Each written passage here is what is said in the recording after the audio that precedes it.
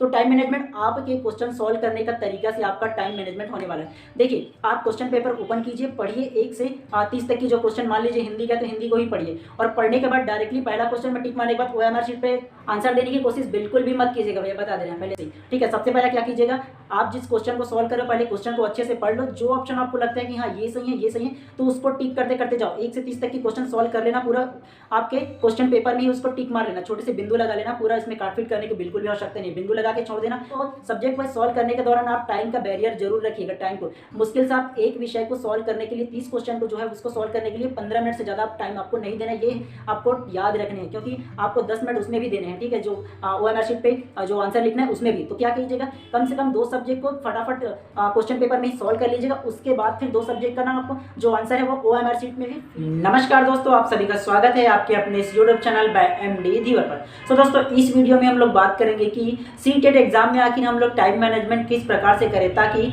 जो सीटेट के एग्जाम में जिसमें 150 क्वेश्चन पूछे जाते हैं और 150 मिनट देते हैं, अनेक लोगों का ये क्वेश्चन रहता है कि इन 150 मिनट में ये 150 क्वेश्चन पूरी तरह से हल नहीं कर पाते। 15 से 20 क्वेश्चन ऐसे होते हैं जिनको हमको ना चाहते हुए भी छोड़कर आने पड़ते हैं। तो इस प्रॉब्लम को हम सॉल्यूशन किस प्रकार से करें, उसके अलावा हम लोग बात करेंगे कि जो भी कैंडिडेट सीटेट का एग्जाम फर्स्ट टाइम दे रहे हैं, ठीक है, तो उनको क्या करना चाहिए, किस बात का विशेष तौर पे ध्यान देना चाहिए, और जो क्वेश्चन पेपर के फ्रंट में जो निर्देश देता है ना, उसको किस प्रकार से विशेष तौर पे पढ़ने चाहिए, ताकि फर्स्ट टाइम में जब मैंने सीटेट का एग्जाम दिया था, जो मैंने गलती की थी, इन फ्यूचर में आप वो गलती ना दोहराएं।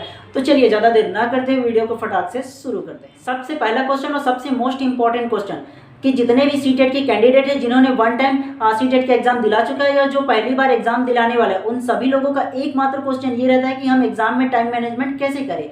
टाइम मैनेजमेंट अर्थात ये होता है कि आपने देखा होगा कि सीटेट के एग्जाम में आपको 150 क्वेश्चन मिलते हैं और 150 मिनट दिए जाते हैं, अर्थात 2.5 घंटे का समय जो होता है वो आपको दिया जाता है। लेकिन होता क्या है कि आपको क्वेश्चन पेपर देने में, उसके बाद सिग्नेचर करने में, फॉर्म फिल करने में तो आपका 15 से 20 मिनट ऐसे ही निकल लेते हैं। तो फिर आपको 1 मिनट में एक क्वेश्चन कैसे सॉल्व करते बनेगा। सबसे पहला तो बात ये होता है, जैसे कि इस वर्ष 14 दिसंबर को सीटेट का एग्जाम होने वाला है, तो सीटेट के एग्जाम में उस दिन आपको क्या करना है, आपको एग्जाम सेंटर में 1 घंटे पहले ही पहुंचना है। 1 घंटा पहले पहुंचने का मतलब ये होता है कि आपका ऑनलाइन वेरिफिकेशन होता है, उसमें आपका टाइम लगता है, सबसे पहले बात। उसके बाद जैसे ही आप क्लासरूम में जैसे ही आपको बैठे, तो बैठने के बाद जितने भी आपको फॉर्म फिल करने वाले मिलेंगे सारे को फटाक से फिल कर लेना है, क्योंकि एग्जाम शुरू होने के बाद आप फिल करते जाओगे तो वैसे ही आपका टाइम खराब होने वाला है। वो करने लेने के बाद सबसे इंपॉर्टेंट जो है आपका क्वेश्चन को सॉल्व करने की स्ट्रैटेजी, और स्ट्रैटेजी से पहले आपको जो निर्देश जो दिया तो उसके पढ़ने का तरीका। ठीक है, जो देखिए मेरे पास ये प्रीवियस ईयर क्वेश्चन है जो सीटेट में दिया गया है, उसमें आपको लैंग्वेज के लिए निर्देश दिया जाता है, जो जिसका फर्स्ट लैंग्वेज हिंदी होता है, जैसे मेरा हिंदी फर्स्ट लैंग्वेज और इंग्लिश सेकंड है, किसी का होता है जो इंग्लिश फर्स्ट लैंग्वेज और हिंदी जो होता है वो सेकंड है। तो इसको ध्यानपूर्वक ही देखिएगा और सॉल्व कीजिएगा भैया, क्योंकि सबसे पहला ये होता है कि आपको सेकंड पेपर सबसे पहले दिया जाता है, अर्थात मिडिल का जो पेपर होता है ना, 6वीं से 8वीं, वो वाला पेपर वो पहले दिया जाता है, और उसमें साफ साफ निर्देश दिया जाता है कि आप फर्स्ट लैंग्वेज वाले हो कि सेकंड लैंग्वेज। मैंने क्या किया था कि सेकंड लैंग्वेज को पहले सॉल्व कर दिया था, फर्स्ट लैंग्वेज को बाद में। तो ये मेरा एग्जाम दिलाने के बाद ही मेरे को सारा चीज़ पता चला था। तो ये जो निर्देश है उसको सबसे पहले आपको ध्यान देना है। उसके बाद आते हैं कि टाइम मैनेजमेंट वाली बात। तो टाइम मैनेजमेंट आपके क्वेश्चन सॉल्व करने का तरीका से आपका टाइम मैनेजमेंट होने वाला है। देखिए, कोई ना कोई सब्जेक्ट आपका ऐसा होगा जो आपका मोस्ट इंपॉर्टेंट, अर्थात जो आपको सबसे सरल लगता होगा। हो सकता है आपका वो हिंदी हो सकता है आपका वो इंग्लिश हो सकता है आपका वो पर्यावरण हो सकता है वो आपका जो बाल विकास अर्थात जो पेडागोजी बोलते हैं वो।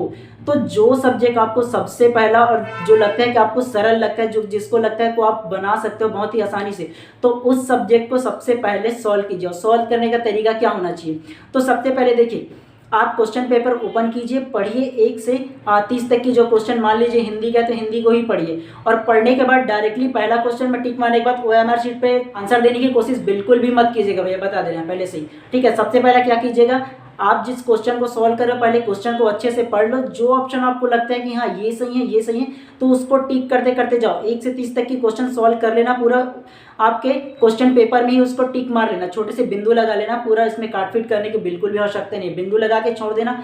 और कई क्वेश्चन आपका ऐसा होगा जिनको आपको लगता होगा कि नहीं कि ये 2 क्वेश्चन आप एलिमिनेट कर दोगे, और 2 क्वेश्चन ऐसा रहता है कि इसका आंसर ये भी हो सकता है बी भी हो सकता है, तो आपको क्या करना है, उस दोनों पे टिक मार के उसको छोड़ देना है फिलहाल के लिए। उसके बाद सेकंड सब्जेक्ट पे आना है आपको। जैसे हिंदी सॉल्व कर लिए, आपको लगता है कि आपको बाल विकास अर्थात जो पेडागोजी है उसको सॉल्व करना है, तो उसको भी सेम प्रोसेस से आपको सॉल्व करना है। ठीक है, जो जो आपको लगता है सही सही है उसको टिक मारते जाना लेना है। और इसको सब्जेक्ट वाइज सॉल्व करने के दौरान आप टाइम का बैरियर जरूर रखिएगा। टाइम को मुश्किल से आप एक विषय को सॉल्व करने के लिए 30 क्वेश्चन को जो है उसको सॉल्व करने के लिए 15 मिनट से ज़्यादा टाइम आपको नहीं देना, ये आपको याद रखने हैं, क्योंकि आपको 10 मिनट उसमें भी देने हैं, ठीक है, जो OMR शीट पे जो आंसर लिखना है उसमें भी। तो क्या कीजिएगा, कम से कम 2 सब्जेक्ट को फटाफट क्वेश्चन पेपर में ही सॉल्व कर लीजिएगा। उसके बाद फिर 2 सब्जेक्ट का ना आपको जो आंसर है वो OMR शीट में भी फिल कीजिएगा। होता क्या है, जनरली आपको लगता है कि मेरा ये जो मैं पढ़ा हूँ पहला ऑप्शन ए वाला वो सही है, लेकिन बाद में आपको पता चलता है कि नहीं ये गलत है, बी वाला गलत है। और अब पहले से अगर कि OMR शीट में ना आप आंसर मार दियोगे, दोबारा आपको ऑप्शन मिलता ही नहीं है कि आपको दोबारा उसको काट के दूसरा बी वाले आंसर में आपको राइट मार दूँ।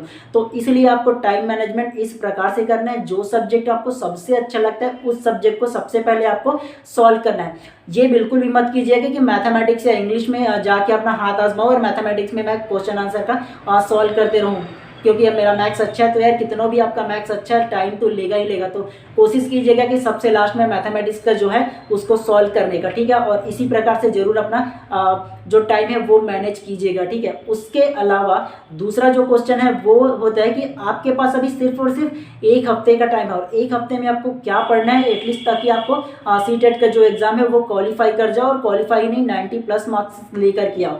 तो उसके लिए आपके पास सिर्फ 1 हफ्ता है। तो आपको सिर्फ जितना भी आपने तैयारी की है, जितना भी आपने पढ़ा है, सिर्फ और सिर्फ 1 हफ्ते में उसको रिवीजन कीजिए। कुछ नया और एक्स्ट्रा पढ़ने की आवश्यकता बिल्कुल भी मत कीजिएगा। होता क्या है, आप नया पढ़ने के चक्कर में जितने भी आप पुराने पढ़े उन सारी चीज़ को भूलते जाओगे।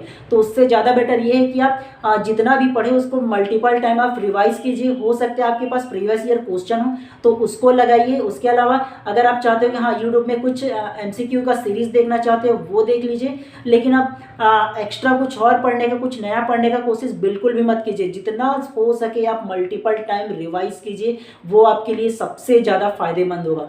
उसके अलावा एक क्वेश्चन ये है कि जितने भी कैंडिडेट फर्स्ट टाइम CTET का एग्जाम दिला रहे हो उनको सबसे पहले किन बातों का विशेष तौर पे ध्यान रखना चाहिए। तो सबसे पहले देखिएगा, इस प्रकार से आपको CTET का जो एग्जाम का जो क्वेश्चन पेपर है वो देखने को मिलेंगे, और फर्स्ट पेज में ही आप जितने भी फॉर्म फिल करने वो फिल करने के बाद आपको निर्देश देखने को मिलेंगे। निर्देश में क्या रहता है दरअसल कि आपको बताया जाता है कि आपका फर्स्ट लैंग्वेज कौन सा है और सेकंड लैंग्वेज कौन सा है। जब आपने एग्जाम फॉर्म फिल कर रहे होंगे तब आपको चूज करने के लिए ऑप्शन दिया जाता है कि फर्स्ट लैंग्वेज आप हिंदी लेते हो या इंग्लिश लेते हो, या इंग्लिश के अलावा जो संस्कृत रहता है वो लेते हो।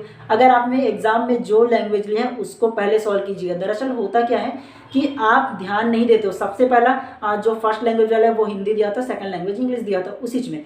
तो मेरा अगर कि फर्स्ट लैंग्वेज है तो मुझे हिंदी सॉल्व करना है, लेकिन बशर्ते इंग्लिश भी दिया था तो मैं हिंदी सॉल्व किया। उसके बाद तुरंत ही उसी क्वेश्चन का इंग्लिश फॉर्म में रहता है, मैं इंग्लिश को भी सॉल्व करता है। जब मैं फर्स्ट बार CTET का एग्जाम दिला रहा था तब ऐसे ही किया, और सॉल्व करके मैं काफ़ी खुश हो रहा था कि हाँ मैं काफ़ी सारे क्वेश्चन बना के आ गए।